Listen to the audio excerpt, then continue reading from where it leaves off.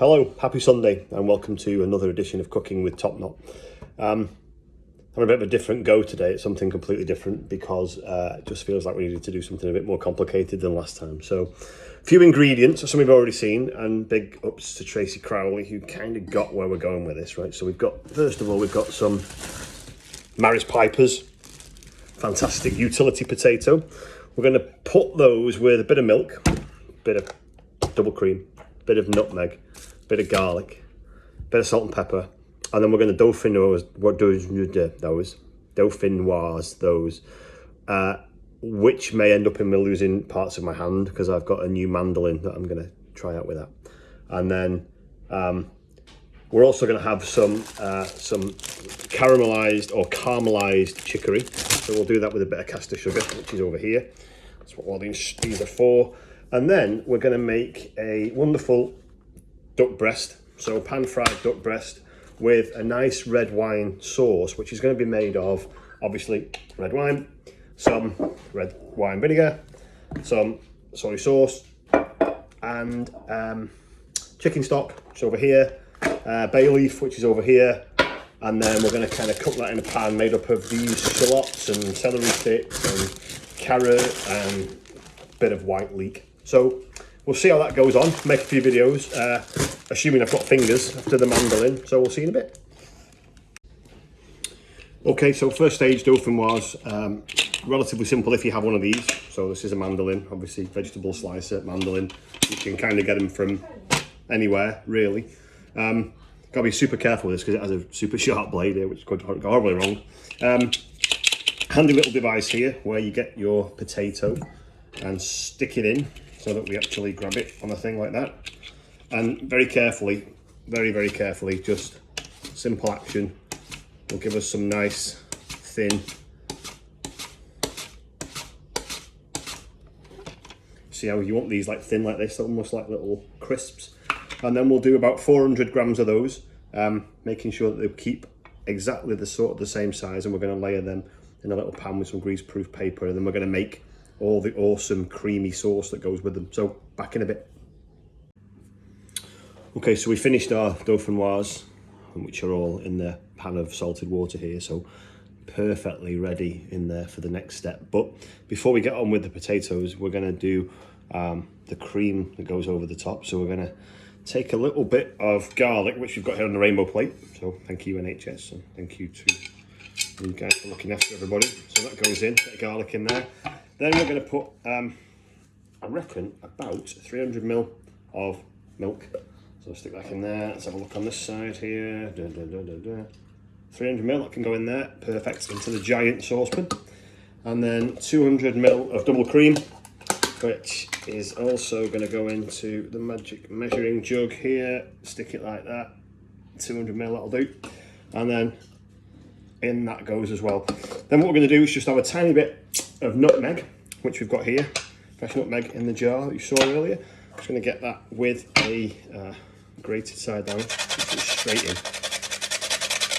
Suppose technically you could do pinches of this, but as it's a bit of a rustic style, we're just going to go straight in. So a bit of nutmeg in there, smells fantastic. Get it in there. Good pinch. Yeah, smelling lovely.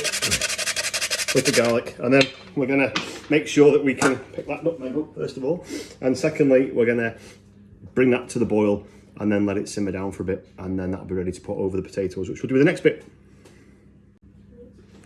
Okay, so we've now got a freshly just brought to the boil, the cream, the milk, the garlic and the nutmeg, and then we've got the dauphinoise that we prepared a little bit earlier.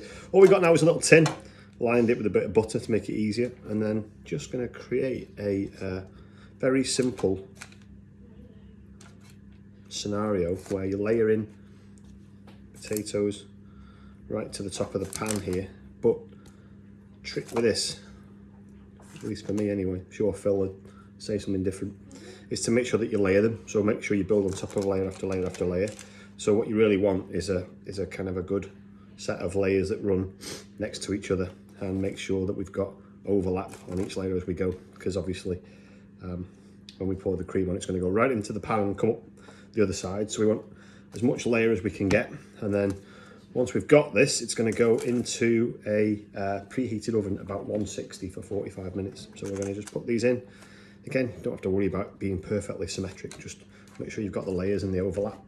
And then plenty of these smaller ones in, just like this. And then, as you'll see, you can kind of just build up the layers bit by bit. And then once we've got enough layers in, once we're happy with that, we're going to take that wondrous, creamy nutmeg smell, fabulous.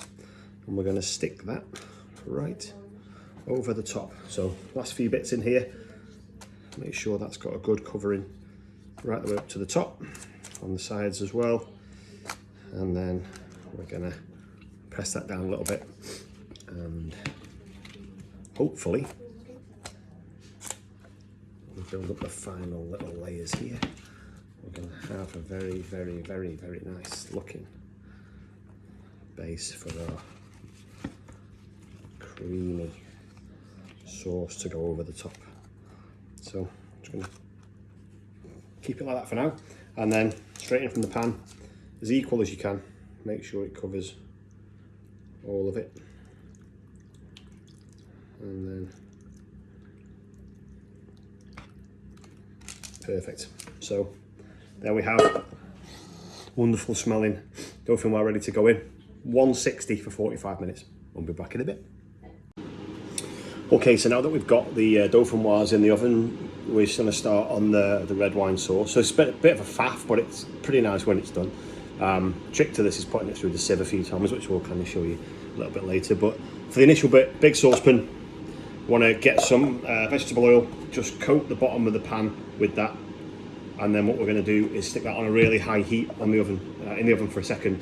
And when that starts to smoke, we're just going to put in carrot, we're going to put in leek, we're going to put in some shallot, we're going to put in celery, and we've just got a clove of garlic that's been smushed down. Nothing exotic about it, just smush it down as much as you can to get some of that wonderful garlic smell out. So hot oil in the pan till it's smoking. All of this goes in, and then when these vegetables start to brown, we're going to add in some other bits and pieces, but we'll show you that as we come back. Okay, so those veggies that we had browned off nicely in there now. So to that we're going to add, first of all, a sprig of rosemary, a bit of thyme, bay leaf, and then we're going to put in about 100 ml of port. You can just guess that one, something like that. Splash of red wine, guess that one as well, and a little bit of red cider vinegar, which is hiding over here. And we want about say 50 ml in there of that, and then we're going to put that back on the heat for a couple of minutes, and then we're going to put some chicken stock with it. Okay, see you in a minute. So the red wine sauce just looking very nice in there. So we added 500 ml of chicken stock to that, and then we just reduced it down by about half, and then we're going to whack it through a sieve and then set that aside. That should be pretty good. Meanwhile, we're going to get on with figuring out how to do the chicory, which will be nicely done with a bit of caster sugar, and you'll see that get caramelised in a few seconds. Cheers. Okay, so the sauce that we're making smells fantastic. That's reduced by about half, but what we're going to do now is stick it through a sieve, and then as we push it through this sieve, should get some really, really nice consistency through the other side. We're just going to get a little spoon and just mush that down a bit so we've got it all. And then the final trick on that one is just mush all this down so we've got every last bit of juice out of it. See that? It smells tremendous. And then what you'll see left in the pan is the beginnings of a nice sauce. So we're just going to reduce that down a little bit further until it sort of reaches a sauce consistency. So we'll do that, and then we'll get going on the chicory. Okay, so sauce is doing nicely. The dauphinoise are doing nicely, and now we've got the chicory. So chicory, great, absolutely fantastic chicory. And all we need to do with that is just take a little bit off the bottom, because it's a bit funny about that sort of stuff. And then just look for any sort of, I would say, not quite right outer leaves. So a couple on there.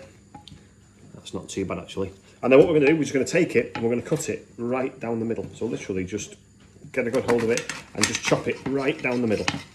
Okay, just like that. And then on the other side, do the same with this one, just right down the middle.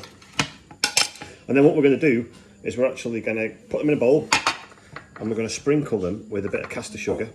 And the idea then is we're going to put them straight as they are directly down into a red hot pan. And hopefully what that's going to do is give us the opportunity to caramelise this a little bit before we add in some orange juice, some butter, and a little bit of soy sauce to cook it out with. So plenty of caster sugar on that, and then over into a hot pan, and we'll show you what that looks like in a sec. So as you can see, they're beginning to caramelise nicely there with the caster sugar that we got on them. Just always cook them cut side down. See that nice caramel just joining on the top there. So we'll give it a little bit longer in there, and then what we're going to do is we're going to add some butter. So we're going to get the butter and we're actually going to cut it in half, and we're going to stick in a bit on that side, a bit on that side. Then 100 ml of orange juice,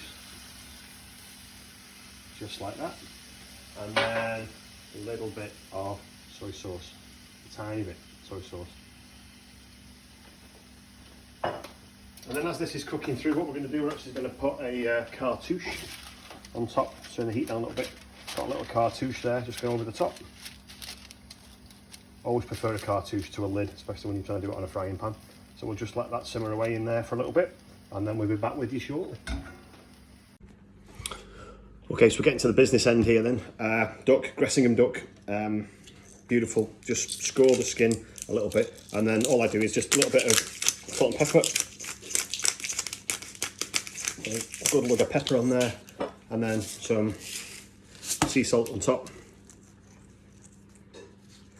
And I don't know what many people say about cooking duck, but they always say put it in a hot pan.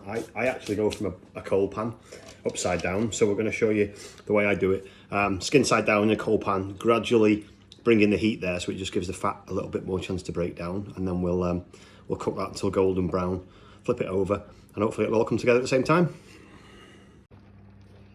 So last bit here, you see obviously the cartouche under there, that's cooking away nicely in there. We got the chicory, smells fantastic in that orange and soy sauce. And then, as I mentioned before, just bring the heat right down.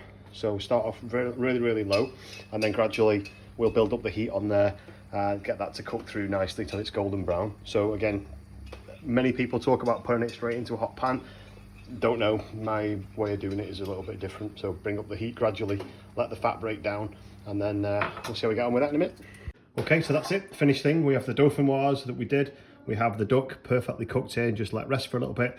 And then we have the chicory, which has been done in a little bit of butter, caramelised a little bit with icing sugar, a little bit of orange juice and a little bit of soy sauce. And then finally, this wonderfully decadent juice. So we're just going to go right the way over the top with that. Just like that.